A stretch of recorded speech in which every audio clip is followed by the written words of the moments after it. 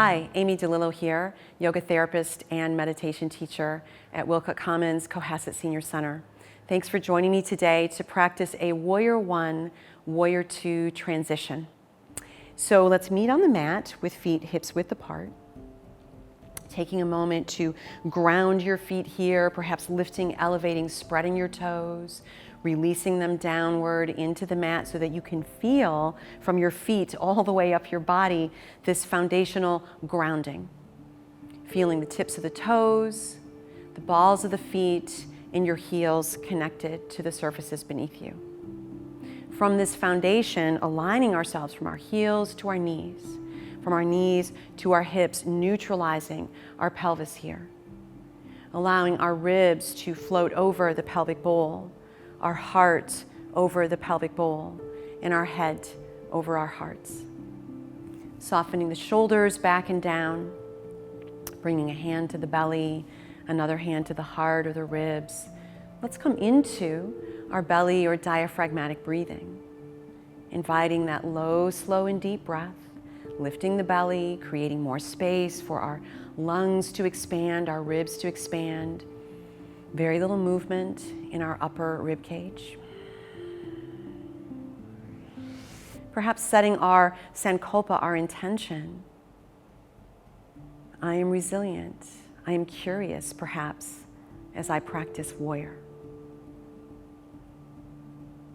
Once we feel that stabilizing groundedness, maybe we have a chair in front of us with hands at the back of the chair, hands at hips or heart, you decide. Glide your shoulder blades back and down. Find your focal point, your drishti point. That's not a moving object. Shift your weight onto your right foot. Peel the left heel. Maybe toes, ball of the foot are touching down. Or maybe you're practicing a little bit of balance today, lifting that foot a bit. Set your intention on stepping back, and when you do so, invite your feet to be a bit wider than hips width. There's lots of ways to explore Warrior One. This positioning with a wider than hips width stance allows a greater feeling of stability here. We're still aligned through the torso, feet wider than hips width, back heel outward turned. Visibility of our toes beyond the front knee, so checking in on our alignment. Warrior One. Our hips, shoulders are closed or forward facing in this position. From here, let's inhale, straighten the front leg.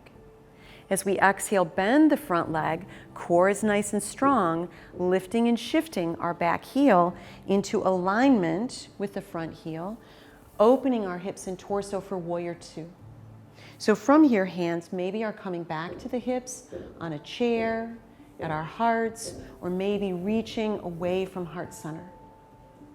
Our gaze maybe is beyond our front fingertips, same direction as our heart, or maybe the opposite direction. So notice what feels interesting. Good. Transitioning back, let's exhale, hands to our hips. Inhale, straighten the front leg, our hips are open. As we bend the front leg, let's close our hips, shift back to Warrior One. Let's do this again on the other side. Inhaling, stepping into mountain, grounding ourselves, staying smooth and steady with our breath. Shift the weight onto the left foot, peel the right. Set your intention on stepping back, Warrior One.